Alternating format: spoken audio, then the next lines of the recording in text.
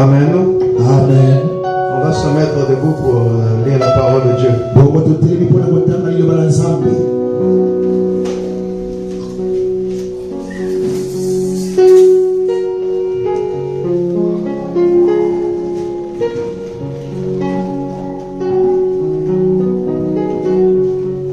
Amen. Amen. Nous allons lire au nom du Seigneur Jésus-Christ dans le livre d'Exode chapitre 20.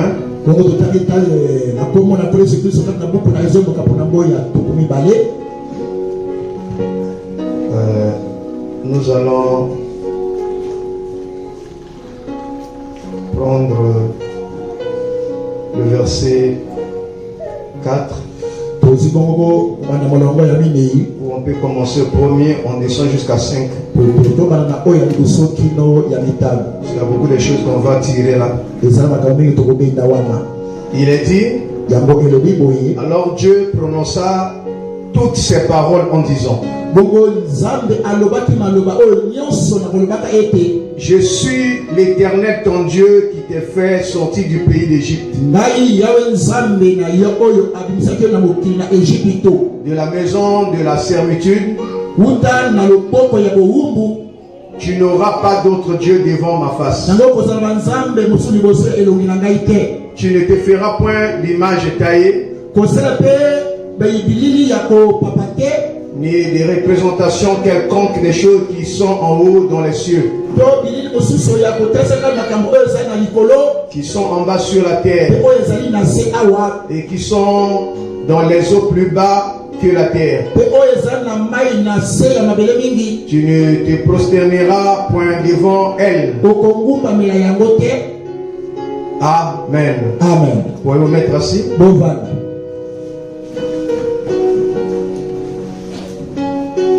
Le verset 7 il dit, tu ne prendras pas le nom de l'Éternel ton Dieu en vain, car l'Éternel ne laissera point impuni celui qui prendra son nom en vain.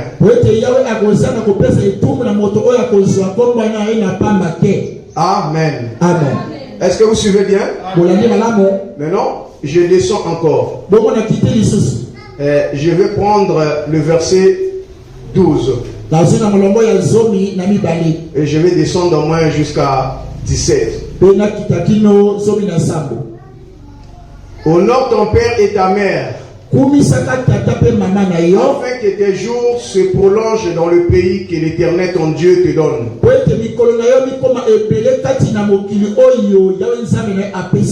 Tu ne tueras point. Tu ne commettras point d'adultère. Tu ne déroberas point. Tu ne te prosterneras.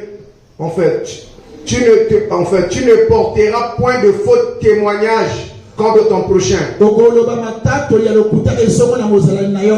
Tu ne convoiteras point la maison de ton prochain. Tu ne convoiteras point la femme de ton prochain, ni son serviteur, ni sa servante, ni son bœuf, ni son âne, ni aucune chose qui appartient à ton prochain. Amen. Amen. Nous te bénissons, papa, pour ce temps que tu nous as accordé encore. Tu nous as fait grâce. Nous sommes relevés.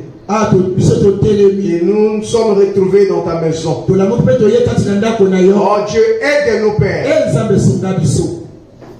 Lave-nous par ton sang et fais descendre ton onction. Prends le contrôle de tout esprit qui ne confesse pas ton nom, de libérer ces endroits et d'aller dans le lieu aride. Bénis tout et chacun. Bénis également l'interprète. Ceux qui sont en cours de route.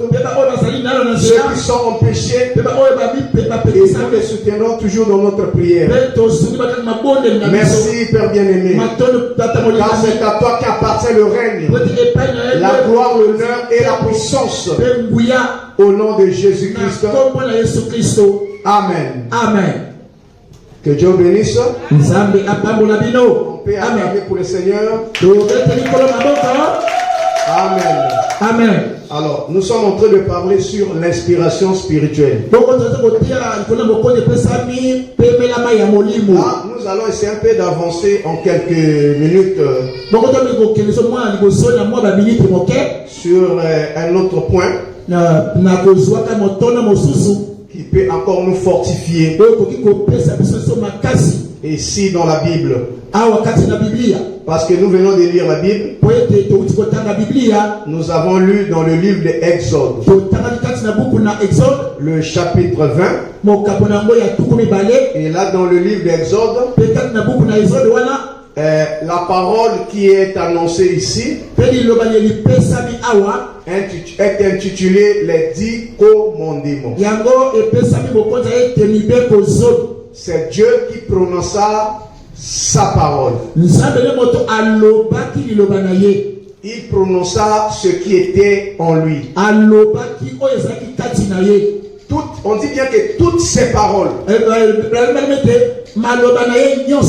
en disant,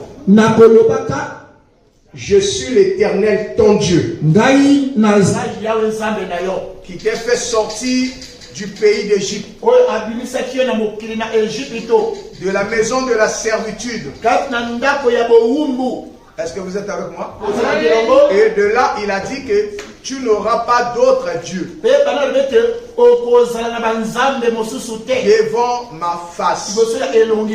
Toi, en tant que chrétien, tu n'auras pas d'autre Dieu devant ma face. Alléluia. Bon, là, c'était tout simplement pour démontrer que c'est Dieu qui est la grande pensée. Et c'est Dieu, c'est lui qui est le porteur de la vie. Et c'est Dieu qui a le dernier mot. C'est lui qui décide. Je veux que quelqu'un dise Amen. Donc quand il s'adresse ici, il parle à un peuple que lui l'a aimé.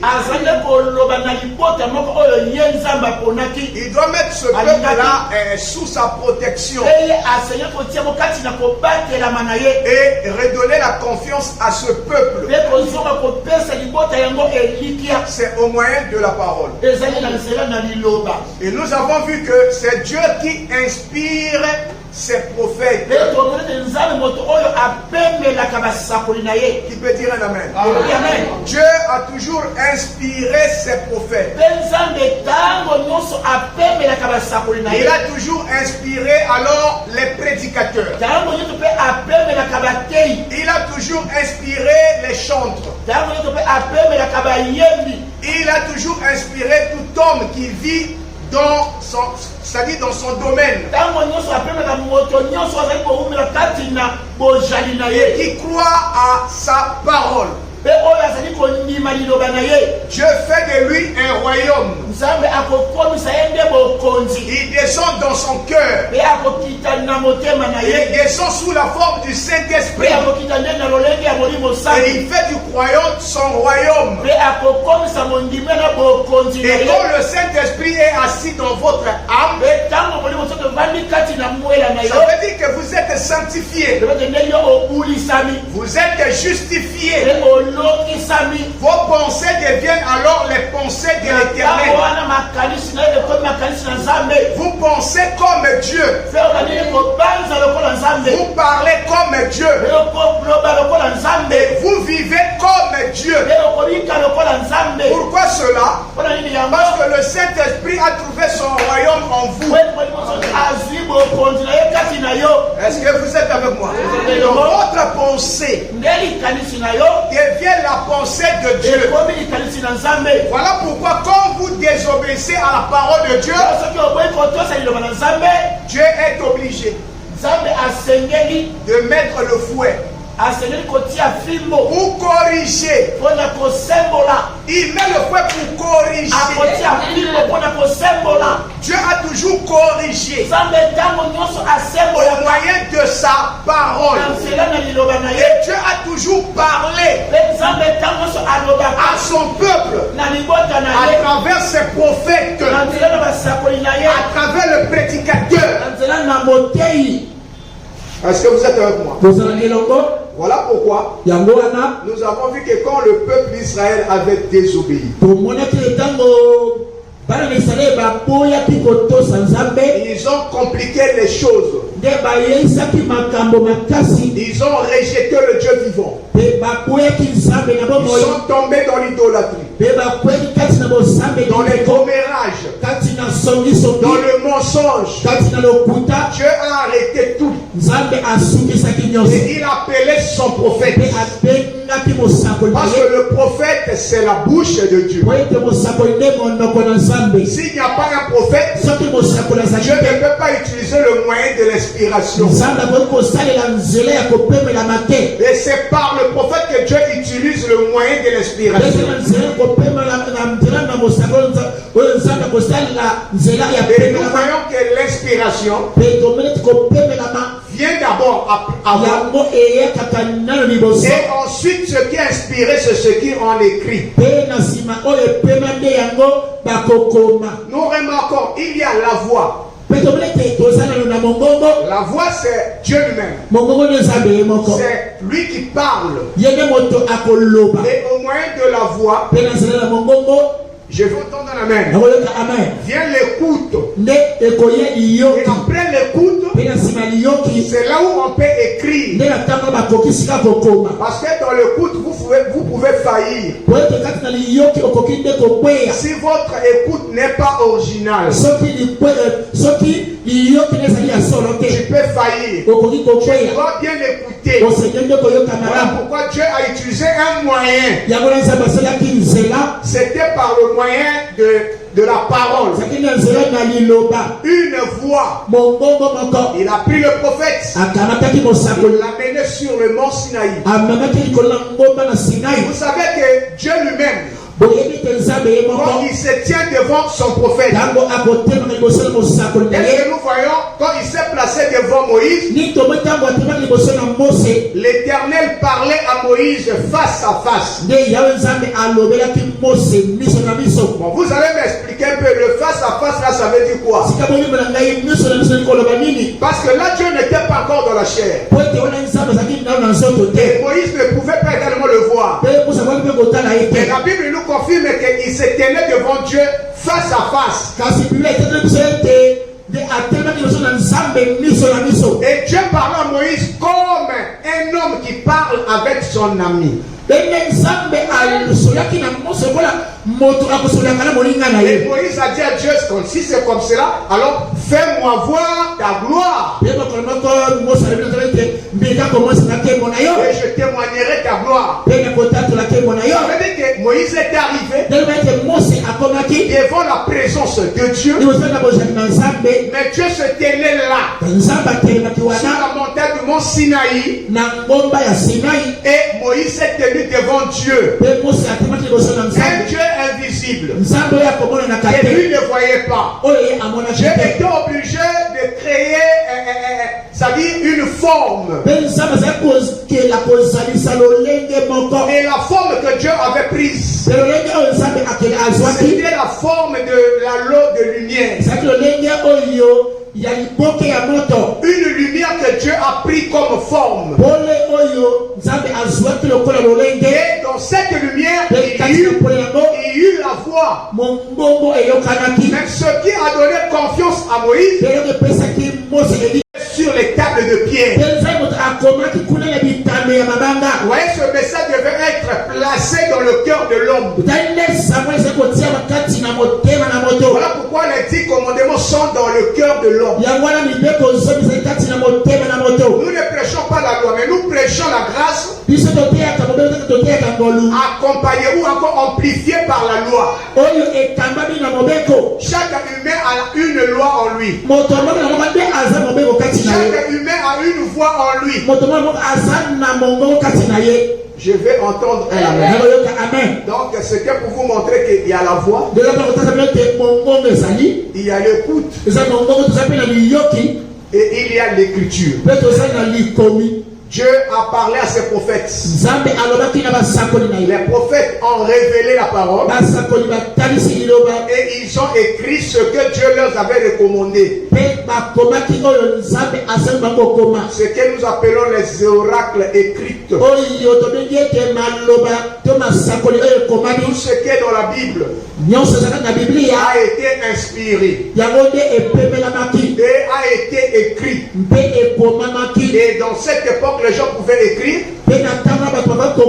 C'était sur les rouleaux comme nous l'avons dit. Mais aujourd'hui, avec l'évolution de la science, on a eu la grâce d'avoir ces écrits qu'on a placés sur les papiers. Et vous voyez que depuis les premiers âges jusqu'au temps où nous sommes, c'est grâce aux Écritures que nous avons su qu'il y avait tel événement, il y avait telle chose. C'est à base des Écritures. Voilà pourquoi quand on rentre dans ce que Paul a déclaré, toute écriture est inspirée de Dieu. Avec l'écriture, on peut corriger celui qui est dans l'erreur. Est-ce que vous êtes avec moi? Amen. Je vais lire quelque chose rapidement. On va prendre l'Exode chapitre 33. Parce que nous aimons la Bible. Et nous aimons les prophètes. On ne parle pas en vain. Amen. Amen. Alors, il y a eu beaucoup de choses. Aaron était le frère de Moïse. Quand les gens l'ont poussé à ériger le veau d'or,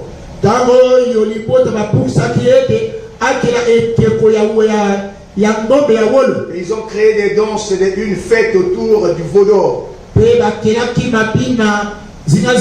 tombé dans l'idolâtrie. C'est ce qui avait touché alors Dieu.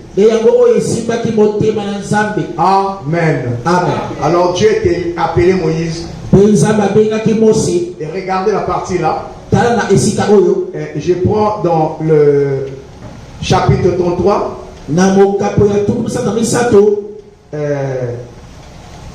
Je peux prendre le verset 8 d'abord. On nous dit,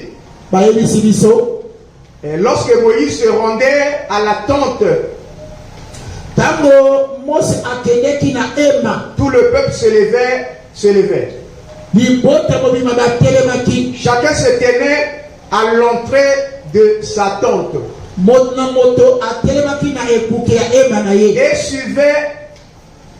et suivait les yeux Moïse jusqu'à ce qu'il fût entré dans la tente. Et alors que Moïse était entré dans la tente, la colonne de nuée descendait et s'arrêtait à l'entrée de la tente.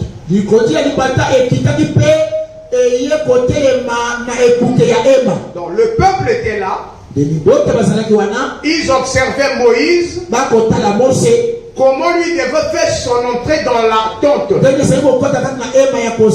lorsque Moïse entrait, alors on voyait que la nuée, si c'est le jour, on voyait que la nuée de gloire descendait et s'arrêtait à l'entrée de la tente. Et l'Éternel parlait avec Moïse. Donc Moïse vient, il rentre. La nuée vient, il reste là à la porte. Et c'est en ce moment-là que l'Éternel pouvait alors causer ou parler avec Moïse. Et la Bible dit encore, tout le peuple voyait la colonne de feu, la colonne de nuée qui s'arrêtait à l'entrée de la tente. Tout le peuple se levait et se prosternait à l'entrée de sa tente.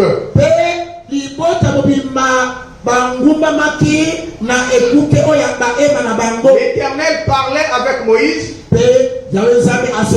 face à face. Donc c'est dans le surnaturel. Et dans le surnaturel, la voix est produite. Il dit, la voix parlait avec Moïse. Comme la voix. Je vais entendre un amen. Je vais entendre un amen. Alors, Aaron et tous les enfants d'Israël regardaient Moïse. Et voici la peau de son visage rayonnait. Et il craignait de s'approcher de lui. Voilà pourquoi quand on vous dit, n'ayez pas l'habitude de vous habituer avec les hommes de Dieu. Ce sont des hommes appelés et Dieu a focalisé sa vision en eux. Dès que l'église a compris, alors il se retirait de lui. Il craignait de s'approcher de lui. Moïse les appela. Aaron et tous les principaux de l'assemblée vinrent auprès de lui.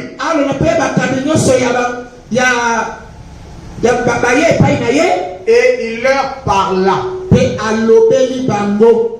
Alléluia.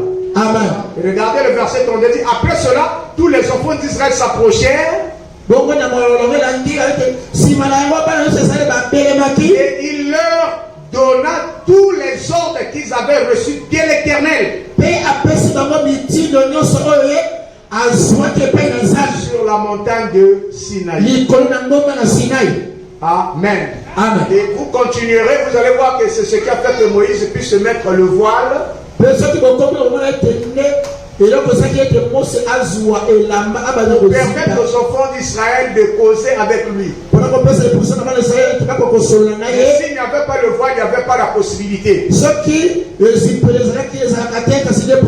que le surnaturel avait tellement impacté la vie de Moïse. Et Moïse a mis le voile, ensuite il les appelait pour leur donner alors le rapport sur ce que Dieu lui avait dit. Vous êtes avec moi? Et nous aussi au temps du soir, le temps que nous vivons, nous avons reçu un prophète. Qui est d'accord avec moi? Élie de Malachie 4. On ne regarde pas ailleurs. C'est William Marion Branham. C'est le prophète de notre temps. Vous allez voir que les mêmes choses que Moïse a croisées sont identiques à ce que lui a croisé. Vous êtes avec moi? Apocalypse 10, 7 dit quoi? Le beau jour de la voix du 7e ange. Quand il sonnera de la trompette, le mystère de Dieu s'accomplira comme il l'a annoncé à ses serviteurs les prophètes. Dieu annonce à ses prophètes. Voilà pourquoi le message que nous avons reçu vient faire de nous des hommes exemplaires et faire de nous des gens choisis dans ce âge. Et les gens qui doivent vivre la vie de la sainteté, les gens qui doivent témoigner et parler des merveilles de Dieu en ces derniers jours. Le message n'est pas donné à qui que ce soit. Et que nous vivons dans un âge où chacun veut tirer le trait de son côté. Je préfère que vous restez dans la Bible et suivez ce que le prophète a dit. Dans la Bible, beaucoup de gens peuvent se perdre. quand le message arrive, ça vient éclairer. C'est ce que nous croyons, nous les croyons le message. Nous croyons que c'est le message qui vient révéler ce qui est caché. Parce que nous avons connu l'importance d'un prophète. Vous êtes avec moi? Et donc nous allons voir un peu les ordres que Dieu a donnés. Alléluia. Amen. Je prends dans la démonologie.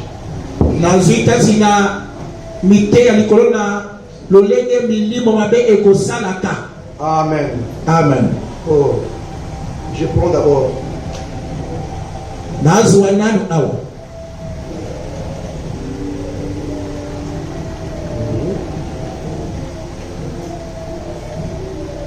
Je prends à la page 44 le domaine religieux. Amen. Amen. Alors ici, au paragraphe 95. Regardez dans l'épître aux Corinthiens. Là, comment Paul a mis ces gens en ordre. Quand vous regardez dans le livre de Corinthiens, c'est ce que le prophète dit. Paul a mis ces gens en ordre. Il a dit, d'abord, je rends grâce à Dieu à votre sujet, de ce qu'il n'y a pas de telles choses parmi vous. Et tout. Et de ce qu'il ne manque aucun don spirituel. Il disait ce qu'il était. Côté position en Christ. Ensuite, il est passé à l'attaque. Les corriger. Il leur a parlé de leurs femmes prédicateurs. Et de ce qu'ils faisaient. Et qu'ils mangeaient à la table du Seigneur. Paul est venu corriger chez les Corinthiens pour appliquer cette écriture. C'est là où nous parlons de toute écriture est inspirée de Dieu. C'est aussi utile pour corriger, pour corriger, pour enseigner. Et comment on peut corriger un homme? C'est au moyen des écritures. Comment on peut ramener un chrétien qui est tombé? C'est au moyen des écritures. Vous êtes avec moi? Et qui a écrit? C'est Dieu qui a écrit. Qui a inspiré? C'est Dieu qui a inspiré. Alléluia. Alors il dit, et il y avait même un homme qui vivait avec sa belle-mère.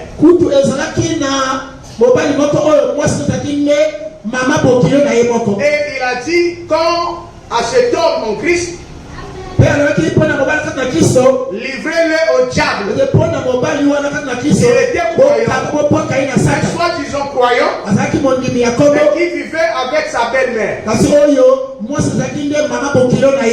Alors, il a dit de telle personne la sainteté. Vous vous tournerez vers ce qui est bien. Vous défendrez ce qui est bien. Vous êtes avec moi? Amen. Vous ferez ce qui est bien. Si vous êtes un canard, vous aimez les eaux. Si vous êtes un chrétien, vous aimez la parole. Parce que le canard ici typifie un chrétien. Est-ce que vous êtes avec moi? Amen. Si vous êtes un chrétien, vous aimez Christ. Si vous êtes un démon, vous aimez les choses mortes. Vous êtes avec moi? Si vous êtes un cochon, vous mangerez du fumier. Du fumier. Où en êtes-vous aujourd'hui? C'est exact. Vous prétendez être ici ici. En haut. À manger les choses du Seigneur. Et ensuite, vous descendez fouiller avec le diable.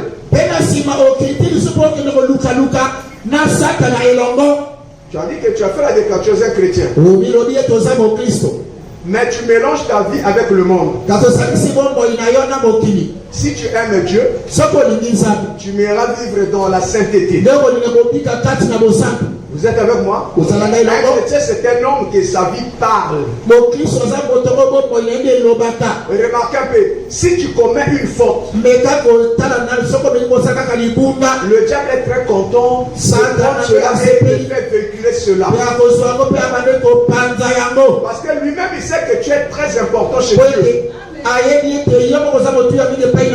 Mais quand un fils du démon commet quelque chose, il n'y a pas de bruit. Ça veut dire que vous devrez connaître que Dieu vous aime. Dès que vous commettez quelque chose, vous voyez que les gens bougent et les gens tournent. Ils commencent à crier. Ça veut dire que Dieu vous aime. Et c'est à vous de remettre les choses en ordre. Je vais entendre un amen. Il dit, il y a quelque chose qui ne va pas.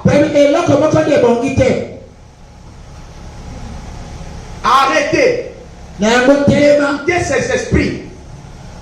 Arrêtez d'écouter ces esprits. Ce sont des démons. Peu importe si vous devez rester seul. Tous les hommes et les femmes qui ont fait quelque chose de leur vie,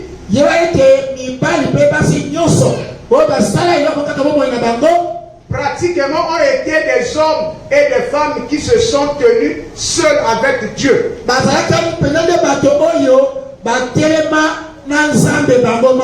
qu'ils ont refusé le monde, ils ont refusé la manière des gens de faire, alors ils sont restés et obligés de marcher seuls avec Dieu.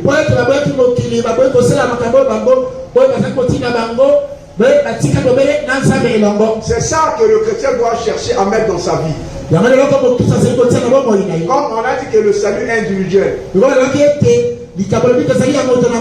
le chrétien est celui-là qui doit garder son salut. Pas dans les raisonnements, pas dans ce que le diable peut souffler, mais par la parole qu'il a reçue de la part de l'Éternel. Et Dieu nous parle toujours à travers des prophètes. Amen. Amen. Alors, même si la chose là c'était grave ou comment, Frère Branham me dit, regardez la manière. Dites, oh Dieu, je ne veux plus de cette chose là. J'en ai assez. Je suis prêt aujourd'hui à laisser tomber tout ça. Je m'approche maintenant, Seigneur, et je veux me débarrasser complètement de mon égoïsme. Alors si mon frère ne me traite pas bien,